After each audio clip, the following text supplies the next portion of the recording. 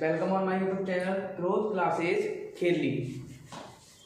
आज हम मिसलेनियस वाले क्वेश्चन पढ़ने वाले हैं जो डिफरेंट टाइप के होते हैं। किसी भी टाइप का क्वेश्चन उनमें आ जाता है तो उसमें फर्स्ट एग्जांपल हम पढ़ रहे हैं। ये एनसीईआरटी का भी क्वेश्चन है और आर डी शर्मा का भी क्वेश्चन है। ठीक है, हम दोनों को एक साथ कवर कर रहे हैं। The taxi charges in A city comprise of a fixed charge together with the charge for the distance covered।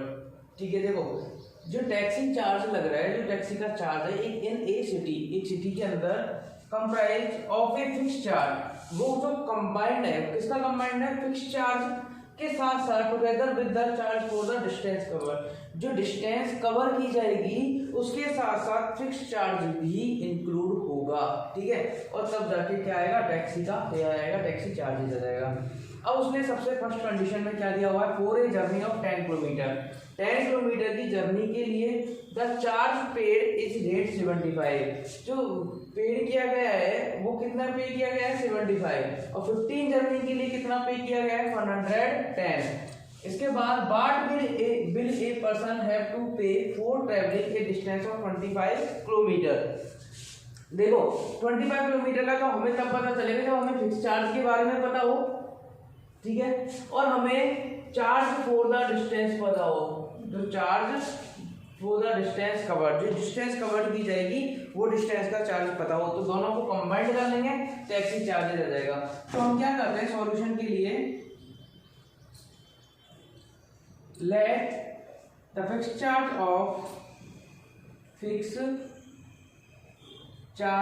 Of taxi, ठीक है, टैक्सी का जो फिक्स चार्ज है, टैक्सी चार्ज वो कितना है? ठीक है, कितना है taxi charge? Fix charge x रुपये, हम इसको सपोज कर लेते हैं। चलो ठीक है, एक्स रुपये इतना तो इसको देना ही देना पड़ेगा। यदि टैक्सी में हमने टैक्सी को रोका और टैक्सी में बैठ गए, अब जाओ चाहे मत जाओ, ये चार्ज तो उसका लग गया, ये तो फिक्स है। ठीक है, अब इसके बाद जितनी डिस्टेंस उसने कवर की उसके हिसाब से तो हम ये लगा लेते हैं the charge of the for the distance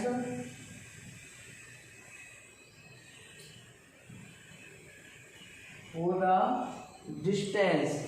ठीक है, और जो चार्ज लग रहा है डिस्टेंस के लिए, जो चार्ज लगेगा, या फिर इसको ऐसे बोल देते हैं रनिंग चार्ज। ठीक है, इसको क्या बोल सकते हैं?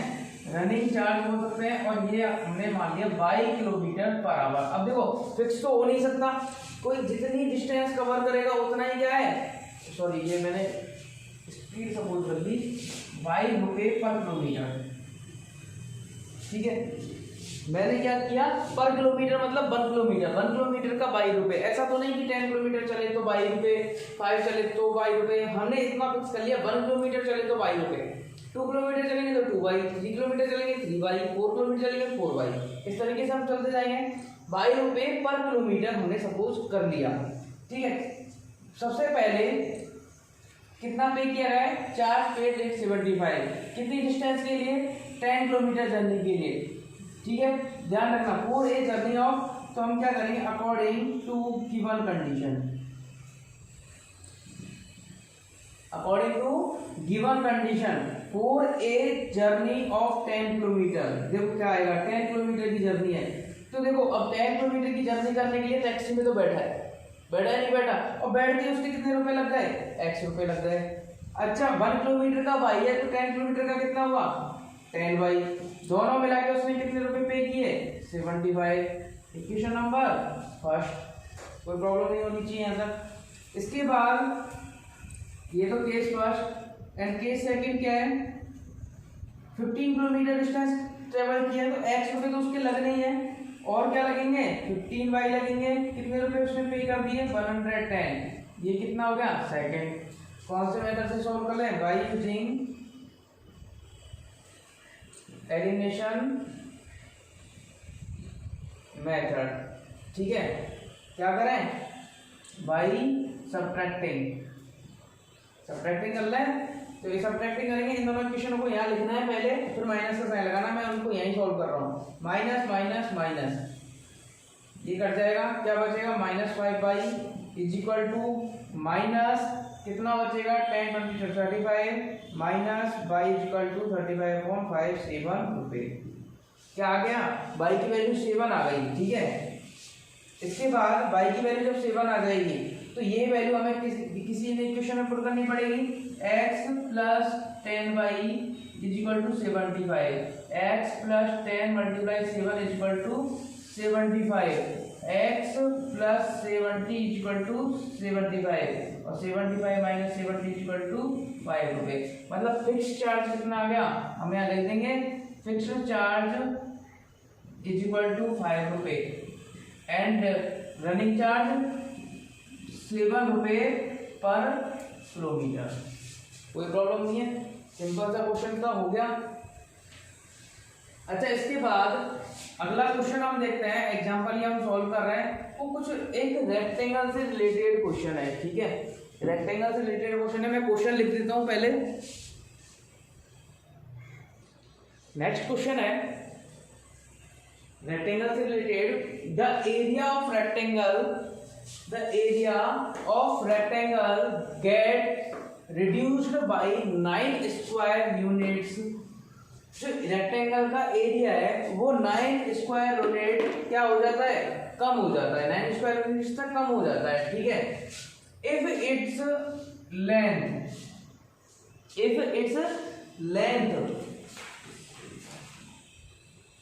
ठीक है, 9 स्क्वायर यूनिट कम हो जाता है। इफ इट्स लेंथ, यदि उसकी अपनी length is reduced by 5 units कम कर दी जाए and breadth is increase by 3 units, और ब्रेथ को क्या कर दिया जाए, 3 यूनिट बढ़ा दिया जाए।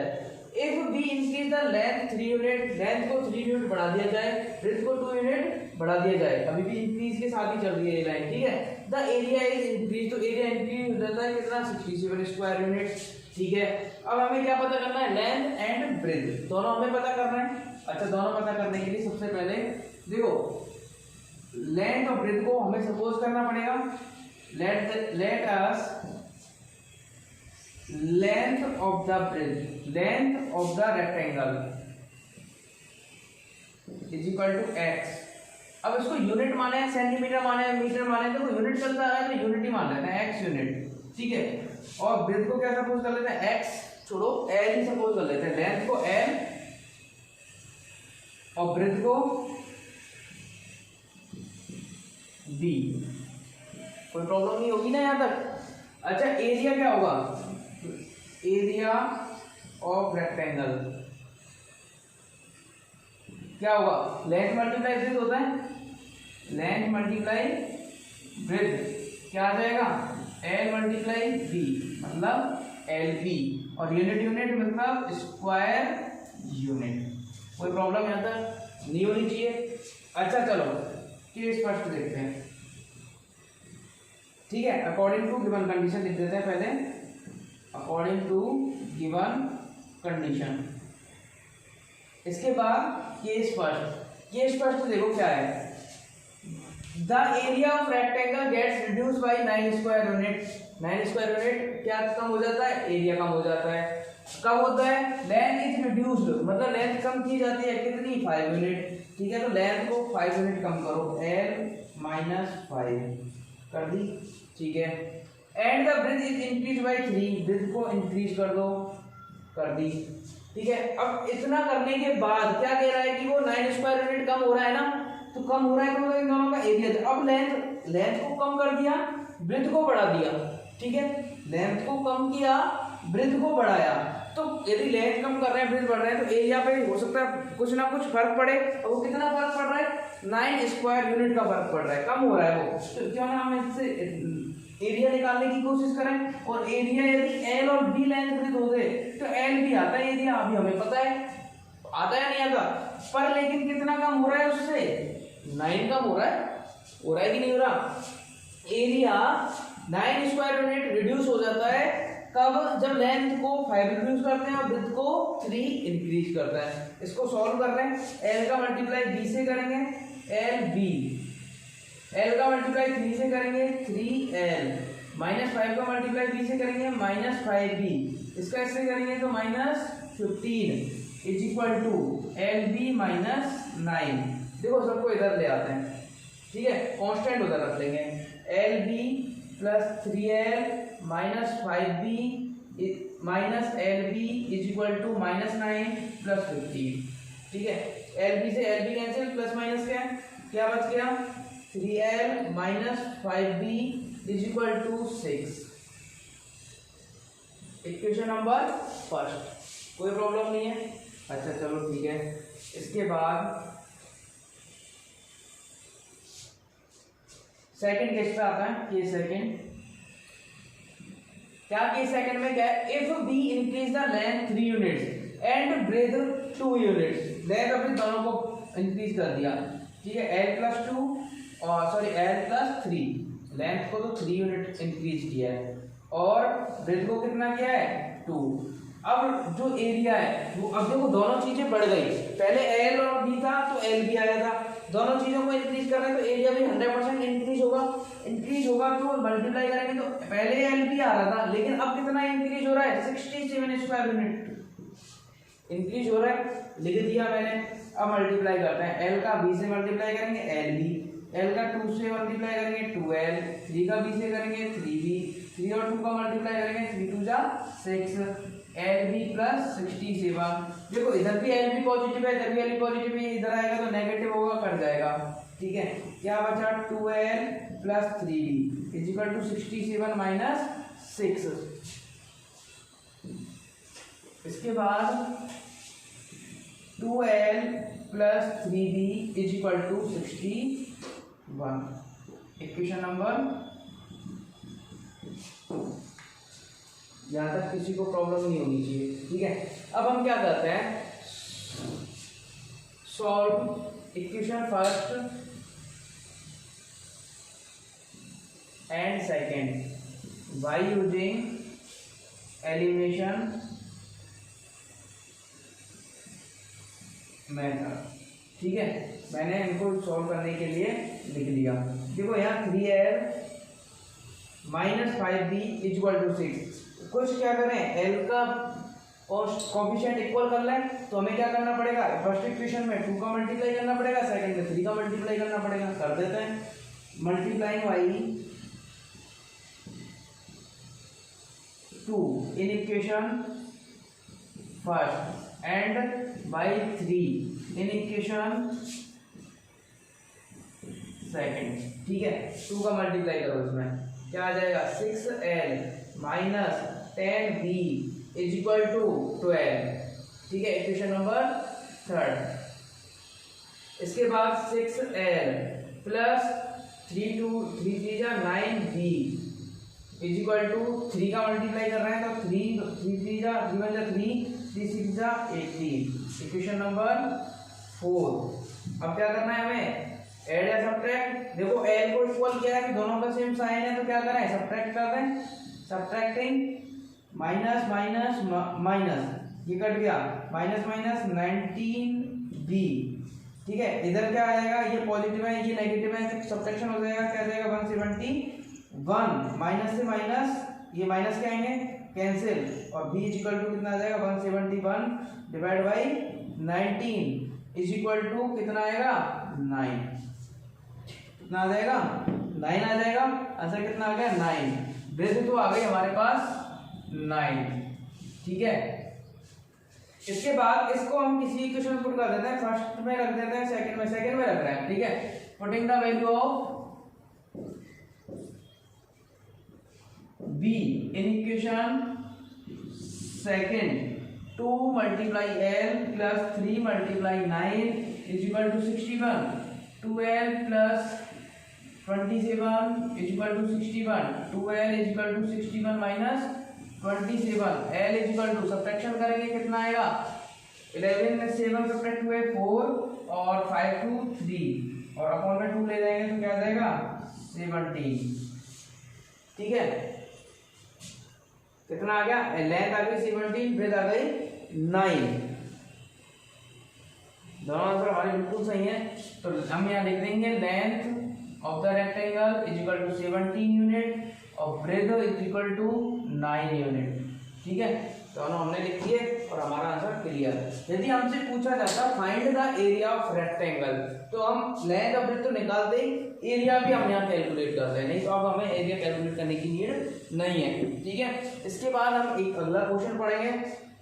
ठीक है, इस क्वेश्चन में प्रॉब्लम नहीं होनी चाहिए। अच्छा, मैं एक बार फिर से रिपीट कर देता हूँ कि एक इक्वेशन को बनाना, इस वाली इक्वेशन को मैं फिर से रिपीट कर रहा हूँ। ठीक है, if we increase the length, हम लेंथ को कितना इंक्रीज कर रहे हैं 3 यूनिट, और ब्रेथ को कितना इंक्रीज कर रहे हैं 2 यूनिट। पहले क्या थी लेंथ एल थी, पहले क्या थी ब्रेथ, तो एरिया कितना आ रहा था एल भी आ रहा था। अब इसको यूनिट इंक्रीज कर रहे हैं 3 से, इसको इंक्रीज कर रहे हैं 2 से, तो इंक्रीज तो होगा ही होगा, कुछ ना कुछ चेंजेस होगा। वो चेंजेस कितना दे रखा है 67 यूनिट दे रखा है कि इंक्रीज होगा 67, इंक्रीज होगा तो प्लस और डिक्रीज होगा तो माइनस, रिड्यूस हो जाता है तो माइनस। ठीक है, अच्छा इसके बाद अगला क्वेश्चन हम पढ़ने वाले हैं मैन वुमेन वाले, जो वर्क करता है, जैसे मैं 1 आवर में कितना वर्क कर सकता हूँ। ठीक है, उसके ऊपर डिपेंडेबल क्वेश्चन अब हमें करना है। जैसे मैंने कहा कि एक कोई मैन है जो कोई मैन इस फील्ड को,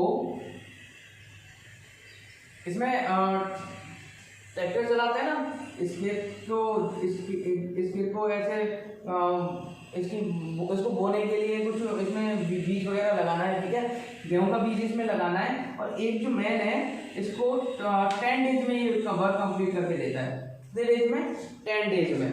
अच्छा, ये 10 डेज में कर रहा है, तो 1 डे में कितना वर्क किया इसने 1 डे में, तो 1/10 वर्क किया, क्योंकि ये जो उसकी जो कैपेसिटी है, वो कैपेसिटी इतनी है कि वो ये वर्क 10 डेज में कर सकता है। तो 1 डे में कितना करेगा 1/10, सेकंड डे कितना हो जाएगा 2/10, 3/10, फिर 4/10, ऐसे करके कितना आएगा 10/10। कौन से दिन आएगा ये 10/10, और जैसे ही कट के 1 होगा तो मतलब वर्क तो 1, एक काम ही तो था ये पूरा 1 काम था ना, पूरा 1 वर्क, तो पूरा 1 वर्क कितने डेज में कंप्लीट हो रहा था 10 डेज में। तो हमने उसको क्या कर लिया रेसिप्रोकल, जब हमें पता चल जाए कि ये वर्क इतने दिन में कंप्लीट होगा तो हम उसको क्या कर लेंगे रेसिप्रोकल कर लेंगे, उससे उसकी क्या निकल जाएगी कैपेसिटी निकल जाएगी उसकी, ये पता चल जाएगा कि वो कितना वर्क कर सकता है। और जो 1 डे में जो कोई भी इंसान कोई भी वर्क करता है 1 डे में यदि जितना वर्क करता है वो उसकी कैपेसिटी होती है। ठीक है, जैसे मैं 6 आवर्स पढ़ा सकता हूँ। ठीक है, तो मैं 6 आवर्स पढ़ा रहा हूँ 1 डे में 6 आवर्स। ठीक है, तो ये क्या, अब जैसे 1 डे में 6 आवर्स पढ़ाना ये कैपेसिटी है।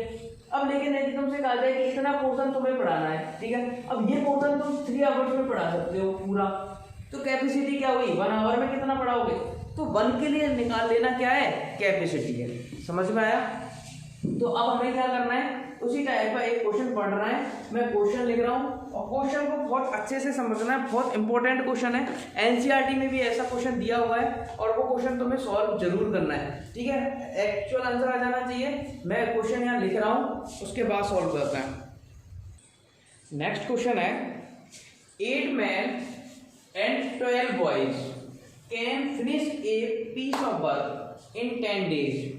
देखो 8 मैन, ठीक है, इंपॉर्टेंट चीज है, कितने मैन है 8 man, 12 boys can finish a piece of work, work का कुछ पार्ट, एक पार्ट वर्क का 1 पार्ट, मतलब 1 पार्ट मतलब कोई बहुत सारा वर्क है और उसके हमने पार्ट बना दिए। ठीक है, ऐसे मैंने ये 9 पार्ट है पूरे वर्क के, और मैं सिर्फ इस वर्क की बात कर रहा हूँ। ठीक है, 1 वर्क, ठीक है, ये पूरा कितना है 1 वर्क। ठीक है, इसको मैंने 1 पीस बना दिया इसका, इसको इन सबको हटा दिया।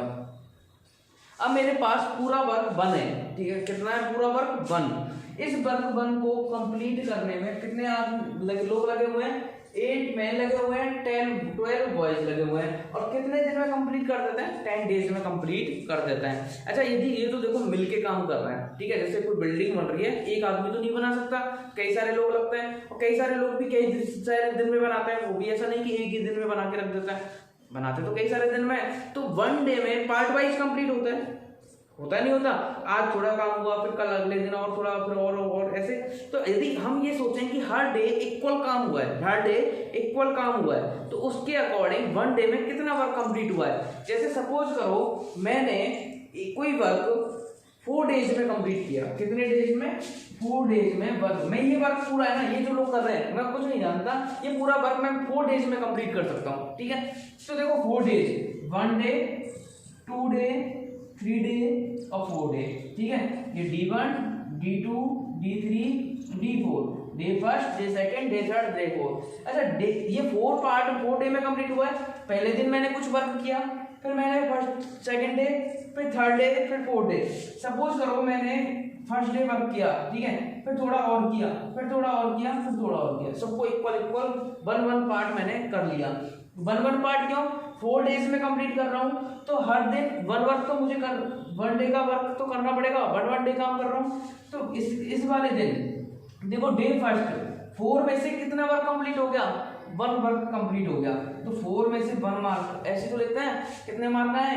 1 मार्क। कितने में से? 4 में से 1 आउट ऑफ 4, मतलब 4 डे में से 1 डे कंप्लीट हो गया, ठीक है। यदि इसकी बात करें तो 1/4, और इस दिन भी हो गया 1/4, इस दिन भी हो गया 1/4, इस दिन भी हो गया। हुआ या नहीं हुआ? अच्छा ये वर्क जब कंप्लीट हो रहा है, यदि मैं 2 डेज का सोचूं तो 1/4 क्या बनेगा? 2/4 बनेगा, नहीं बनेगा? तो मतलब 2 डेज की बात करी जाए तो 2/4। मेरी कैपेसिटी कितनी है? मैं 1 डे में कितना वर्क कर पा रहा हूँ? 1/4 कर पा रहा हूँ। तो ये मेरी क्या है? कैपेसिटी है। 1 man 1 boy 1 women can do work in 1 day. 1 day में कितना वर्क कर सकती है, या हम कैपेसिटी निकाल लें, तो वो हम क्या करते हैं, जितने दिन में वो टोटल वर्क को कंप्लीट कर रहा है उसको रेसिप्रोकल कर दो सिर्फ, ठीक है। जितने दिन में वर्क को कंप्लीट कर रहा है उसको क्या करना है? रेसिप्रोकल करना है। और रेसिप्रोकल करने से क्या निकलेगी? उसकी कैपेसिटी निकलेगी। देखो मैंने यहाँ 8 मैन 12 बॉयज, इसके लिए हमसे ये पूछा गया है कि find the time take by 1 man.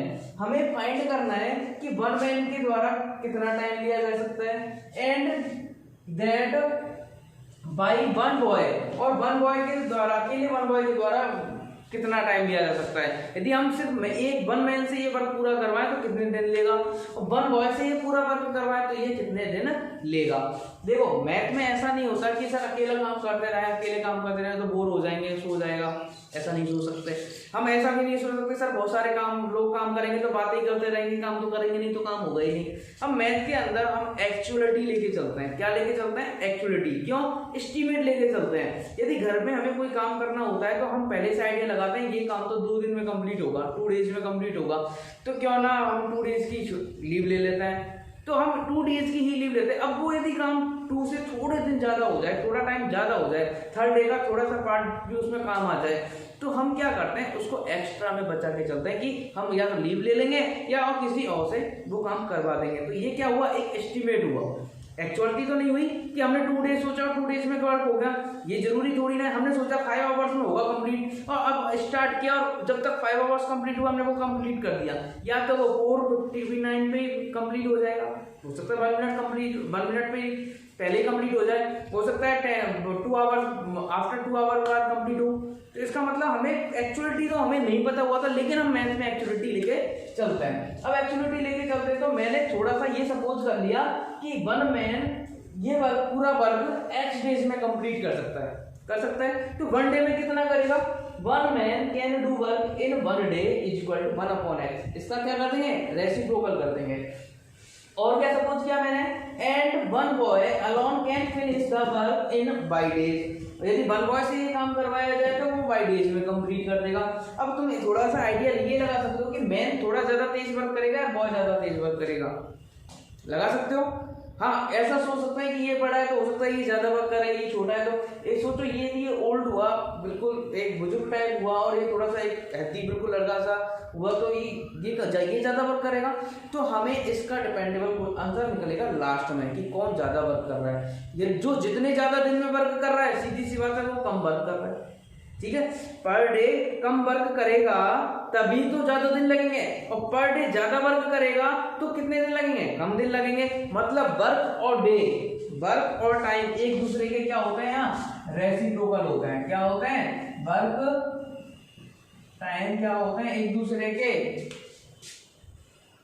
ठीक है, इस तरीके से होता है रेसिप्रोकल एक दूसरे का। हमें क्या होता है क्या बोलते हैं इसको, क्या नहीं आ रहा अभी, वर्क प्रोपोर्शनल टू 1/टाइम, मतलब 1/टाइम। इनवर्सली प्रोपोर्शनल है ये, ठीक है। Work inversely proportional to time. क्यों वर्क इनवर्सली प्रोपोर्शनल टाइम क्यों है? जैसे हम वर्क बढ़ाएंगे तो यदि हम जैसे एक दिन 1 डे में वर्क ज़्यादा कर रहे हैं तो टाइम कम लगेगा, 1 डे में वर्क कम कर रहे हैं तो टाइम ज़्यादा लगेगा। ठीक है, इस तरीके से। अब यही चीज़ हमने 1 बॉय और 1 मैन के लिए लिखी। ठीक है, इन दोनों की कैपेसिटी 1 डे के लिए हमें आ गई।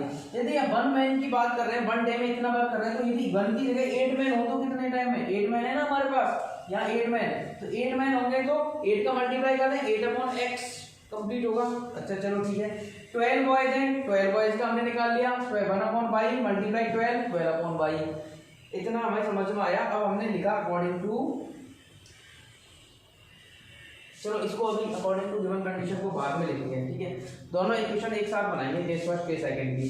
ये तो हम बात कर रहे थे केस फर्स्ट। ठीक है, अब केस सेकंड की बात करते हैं। केस सेकंड में क्या है, जब यहाँ लिखा हुआ 10 डेज में वर्क कर देते हैं, जबकि 6 मैन एंड 8 बॉयज, 6 मैन, ठीक है, 6 man can do the work in 1 day. देखो 1 डे में मैन कितना वर्क कर रहा था?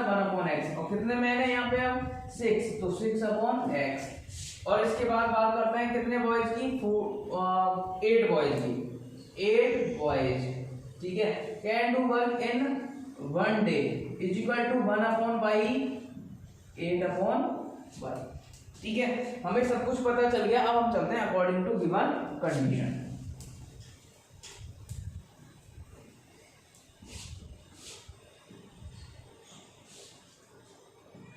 अकॉर्डिंग टू गिवन कंडीशन, क्या है गिवन कंडीशन? केस फर्स्ट में 8 मैन जो वर्क कर रहे हैं वो 8/x कर रहे हैं, 1 डे का वर्क है, सारे जितने भी लोग वहां काम कर रहे थे मैन में। बॉयज कितने थे? 12, तो 12/y। हमने इतना सीखा कि 1 डे, अभी फर्स्ट डे है, ठीक है, और फर्स्ट डे में 8 मैन का जो वर्क था वो 8/x था, 12 बॉयज का 12/y, तो 1 डे कंप्लीट हो गया और इन दोनों का वर्क यहाँ स्टॉप हो गया, अब रुक गया। ठीक है, अब रुक गया तो 1 डे में कितना वर्क कंप्लीट हुआ? टोटल वर्क कितना है? 10 डेज में कंप्लीट हो रहा है, तो एक दिन का वर्क कितना होगा? 1/10 होगा। रेसिप्रोकल करके देखेंगे हम, क्योंकि 10 यदि हम पार्ट बना लें, 10 पार्ट, तो फर्स्ट डे का पार्ट 1/10 ही तो आएगा, फर्स्ट डे, सेकंड का 1/10 फिर आएगा, मतलब टोटल 2/10 हो जाएगा। इस तरीके से हमें कितना पता चल गया? 1/10 का वर्क का पता चल गया, मतलब टोटल वर्क हुआ है 1/10। अच्छा, इन दोनों का वर्क ऐड करके क्या आना चाहिए? 1/10 आना चाहिए। या फिर हम बात करें 8/x प्लस 12/y। ठीक है, ये तो 1 डे का वर्क है। क्या है? 1 डे का वर्क, पूरा वर्क है ये। और कितने दिन वर्क हुआ है? 10 डेज वर्क हुआ है। तो 10 का यदि मल्टीप्लाई कर दें, ये वर्क 10 डेज तक चलेगा ना, तो टोटल वर्क कंप्लीट हो जाना चाहिए। और वर्क कितना है हमें? 1 piece, a piece of work, work का एक टुकड़ा ही तो है, तो हमें एक 1 वर्क कंप्लीट हो गया। हुआ या नहीं हुआ? समझ में आया? या तो हम इक्वेशन को ऐसे, अब 10 को अपॉन में ले रहा है तो भी इक्वेशन बनेगी, ये ऐसे लिखते हैं तो भी, ऐसे लिखते हैं तो भी, तो दोनों का मतलब समझ में आ गया। मैंने उसको वहां लिख लिया। क्या बनी है कि रेड्यूसिबल इक्वेशन बनी, इसको हमें बाद में सॉल्व करना है। 1/x 1/y को सपोज कर देना है। अच्छा, केस सेकंड के अकॉर्डिंग देखो क्या बनेगा, 6/x प्लस 8/y। यहाँ कितने डेज में वर्क कंप्लीट हो रहा है? 14 डेज में। क्या आ जाएगा? 1/14 इस सेकेंड। ठीक है, यहाँ हमें क्या करना है? Let us 1/x equal to u and 1/y equal to b, then 8u plus 12b equal to 1/10, इधर 6u plus 8b equal to 1/14। क्या करें? ऐसा कुछ करना चाहिए ना कि ये इन दोनों के कोएफिशिएंट इक्वल हो जाएं। तो यहाँ इस इक्वेशन में 8 और 6 का जो एलसीएम आएगा 24 आएगा, 24। अच्छा, इधर और कुछ इधर भी आ सकता है, इधर भी 24 ही आएगा दोनों का एलसीएम। तो क्यों ना हम क्या करते हैं, इसी को इक्वल कर लें u को, इसमें किसका मल्टीप्लाई होगा? 3 का, और इसमें किसका मल्टीप्लाई होगा? 4 का। इक्वेशन नंबर फर्स्ट, सॉरी ये थर्ड थी, ये फोर्थ। ठीक है, और ये हम लिख देते हैं थर्ड और फोर्थ की multiplying by 3 in equation third and by 4 in equation 4, fourth में 4 का, थर्ड में 3 का। ठीक है, ये मल्टीप्लाई हमें करना है, चलो कर लेते हैं। 8 3 जा 24 प्लस 12 3 जा 36 b इज इक्वल टू 3/10।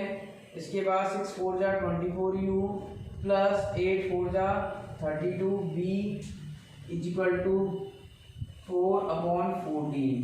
ठीक है, माइनस माइनस माइनस, इसको कट कर लेंगे, ये आ जाएगा 4b।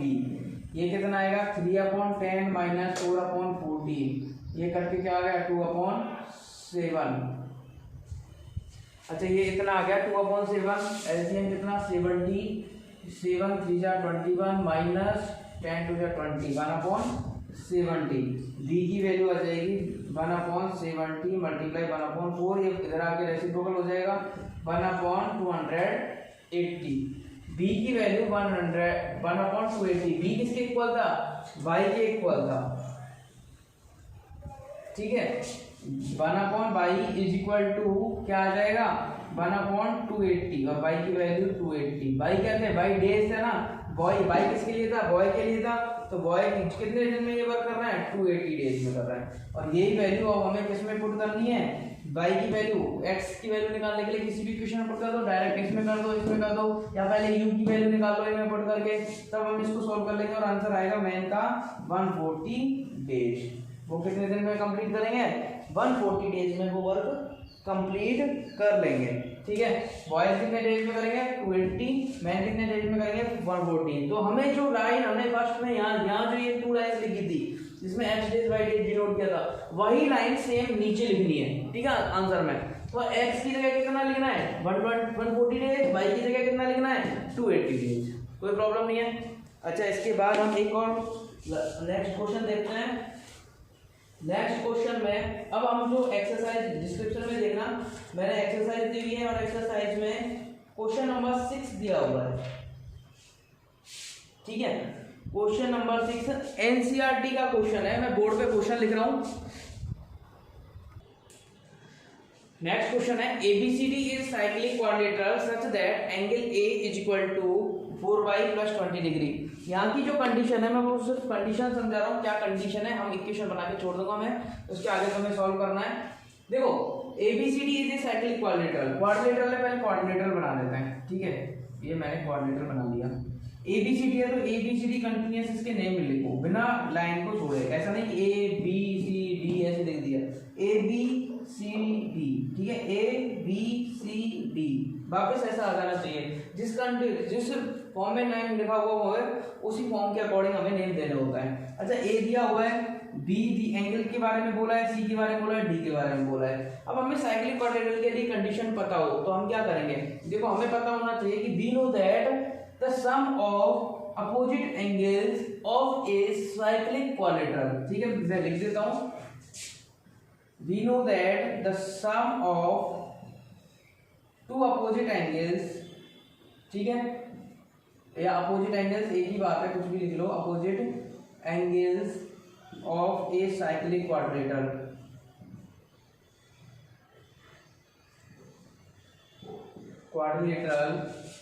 Is 180 degree. ठीक है, जो एक साइक्लिक क्वाड्रिलेटरल के जो अपोजिट एंगल्स हैं उनका सम कितना होता है 180 डिग्री होता है। तो angle A plus angle C, इसका सम कितना होगा 180। एंगल ए की वैल्यू लिख लेंगे हम 4y + 20 और 4x = 120, कितना आ जाएगा 4x + 4y = 160। ठीक है, इसके अलावा second equation b + d, b और d की बात करें तो एंगल b क्या है 3y - 5 + 7x + 5 = 1, ये 5 से 5 बन गया, क्या बन जाएगा 7x + 3y = 180। ये बन गई हमारी सेकंड इक्वेशन। अब तुम्हें इस दोनों को इक्वेशनों को सॉल्व करना है। इसमें तो देखो 4 का डिवाइड चला जाएगा, x + y = 4d। अब इसमें 4 का या 3 का या 7 का मल्टीप्लाई कर लेंगे तो कोएफिशिएंट इक्वल हो जाएगा। ठीक है, ये क्वेश्चन यहाँ हो जाता है। एनसीईआरटी का भी कई क्वेश्चन है, जैसे क्वेश्चन नंबर 10 है, उसको मैं जो मैंने दिया है इसमें डिस्क्रिप्शन में उसमें क्वेश्चन नंबर 10 है, एनसीईआरटी का क्वेश्चन है, मैं समझा रहा हूँ। Yash scored 40 marks in a test, एक टेस्ट में 40 मार्क का स्कोर किया उसने, getting 3 mark of each right answer and losing 1 mark for each wrong answer. Correct answer के लिए उसे एक्स, ठीक है, कितने मार्क मिल रहे हैं, 3 मार्क, ठीक है, 3 मार्क, और लॉस के लिए 1 मार्क, ठीक है। करेक्ट आंसर के लिए +3 ऐड हो जाते हैं, और जो रॉन्ग करता है उसके लिए -1। अच्छा, उस टोटल उसको कितना है उसका 40, टोटल स्कोर कितना है 40 है। अच्छा, ये स्कोर 40 है, तो हमें ये थोड़ी ना पता है करेक्ट आंसर कितना है, रॉन्ग आंसर कितना है। तो करेक्ट आंसर तो हम x सपोज कर लेते हैं, करेक्ट आंसर x, और रॉन्ग आंसर उसके y सपोज कर लेते हैं, ठीक है। तो x आंसर उसके करेक्ट है बिल्कुल। तो x वन क्वेश्चन का उसको कितना मार्क्स मिलेगा 3, तो टोटल मार्क्स कितने हुए 3x। अच्छा, रॉन्ग आंसर उसका कितना है y, और 1 का कितना है -1, तो इसका कितना जाएगा -y, और टोटल कितना स्कोर हो रहा है 40, ठीक है। जो करेक्ट है रॉन्ग है दोनों को इंक्लूड करके कितना आंसर आ गया 40। अच्छा, अगले स्टेप में इसने क्या बोला है, had 4 marks been awarded for each correct answer, हर एक करेक्ट आंसर के लिए 4 मार्क्स और रॉन्ग आंसर के लिए 2 मार्क्स डिडक्ट कर लिए जाते हैं। तो 4x तो इसको राइट मिल रहे हैं क्योंकि x क्वेश्चन उसने सही किए हैं, 4 मिल गए, +4 -2, तो -2y रॉन्ग आंसर के लिए इक्वल टू, अब की बार उसका स्कोर कितना हुआ, yes would have score 50 marks, उसको अब की बार 50 मार्क्स मिले, ये इसकी दूसरी की सेकंड क्वेश्चन बन गई। How many questions were there in test, बताओ उसके टेस्ट में कितने आंसर थे।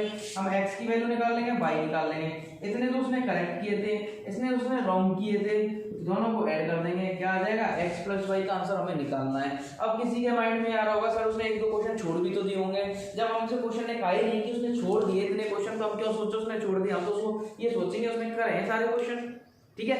तो ये हमारी प्रॉब्लम यहाँ सॉल्यूशन निकल जाता है। इसके अलावा ठीक है, ये सारे क्वेश्चन यहाँ कंप्लीट हो जाता है। एक क्वेश्चन है, जैसे मैं कॉइन्स की बात करता हूँ, मैं कहता हूँ कि मेरे पास 5 रुपए वाले कॉइन हैं, ठीक है, 5 रुपए के कॉइन्स हैं, कितने कॉइन्स हैं 10 कॉइन्स हैं, तो कितने रुपए हो गए मेरे पास 10 5 जा 50 रुपए हो गए ना टोटल। इसके डिपेंडेबल भी क्वेश्चन हमें मिलता है। सपोज करो तुम्हारे पास x कॉइन है, ठीक है, और कितने रुपए के 5 रुपए के x कॉइन है, ठीक है, 5 रुपए के x कॉइन, तो कितने रुपए हुए 5x हुए या नहीं हुए, दोनों का मल्टीप्लाई कर लेंगे। 1 कॉइन कितने का है 5 रुपए का, और ऐसे कितने कॉइन है x। यदि तुमसे पूछा जाए कि एक 10 रुपए के कॉइन तुम्हारे पास है, 10 कॉइन्स हैं तुम्हारे पास, तो कितने रुपए हो गए 100 हो गए। यदि तुमसे कहा जाए 22 कॉइन्स हैं तो 10 बाई हो गया आंसर, कोई प्रॉब्लम। तो इस तरीके के क्वेश्चन भी हमें मिल जाते हैं। अब यहाँ हमारा चैप्टर कंप्लीट हो जाता है, ठीक है। एनसीईआरटी की 3.3, 3.4, 3.5, 3.6 ये तो तुम्हें करना ही करना है। 3.7 में ऑप्शनल क्वेश्चंस हैं, ऑप्शनल एक्सरसाइज है, लेकिन उसके कई सारे क्वेश्चन मैंने यहाँ बोर्ड पे तुम्हें करवा दिए हैं। तो सारे क्वेश्चन तुम्हें करने, यदि डाउट आता है तो तुम्हें सेंड करना है डाउट्स, और जल्द से जल्द ये वर्क कंप्लीट कर लेना है। और तुम्हें यहाँ अब कम से कम 10 से 15 क्वेश्चन मैं एक्स्ट्रा क्वेश्चंस में देने वाला हूँ, और एक्स्ट्रा क्वेश्चंस को सॉल्व करके, ठीक है, एक्स्ट्रा क्वेश्चंस को सॉल्व करके आज वेडनेसडे का मतलब अब तुम्हें थर्सडे फ्राइडे, ठीक है, फ्राइडे 7 PM तक, फ्राइडे 7 PM तक उनके सॉल्यूशन तुम्हें मुझे पर्सनली व्हाट्सएप करना है, ग्रुप में नहीं करना है, पर्सनली व्हाट्सएप करना है। व्हाट्सएप नंबर सबके पास है, पर्सनली सेंड करना है। इनके आंसर जो मैं 10 से 15 क्वेश्चन, यदि जो तुम्हें जितने भी क्वेश्चन मैं एक्स्ट्रा क्वेश्चंस के अंदर देता हूँ वो सारे उन सबके सॉल्यूशन 2 डेज तुम्हारे पास मिलेंगे, 2-3 डेज आराम से उनको सॉल्व कर सकते हो, और ये चैप्टर यहाँ कंप्लीट हो जाता है। नेक्स्ट चैप्टर हम बहुत जल्दी स्टार्ट करने वाला है, ठीक है। नेक्स्ट क्लास में कोशिश है मेरी कि मैं क्वाड्रेटिक इक्वेशन स्टार्ट करूं, पर लेकिन हो सकता है कोई और चैप्टर भी स्टार्ट कर दूं, तो बने रहना है, रेगुलर रहना है, और इन क्वेश्चनों को सॉल्व करना है। आज 3rd चैप्टर एंड हो गया है, जितना ज़्यादा हो सकता है शेयर करना है वीडियो को, और जिन्होंने अभी तक चैनल को सब्सक्राइब नहीं किया है वो चैनल को सब्सक्राइब कर लें। और आज के लिए इतना ही, थैंक यू सो मच।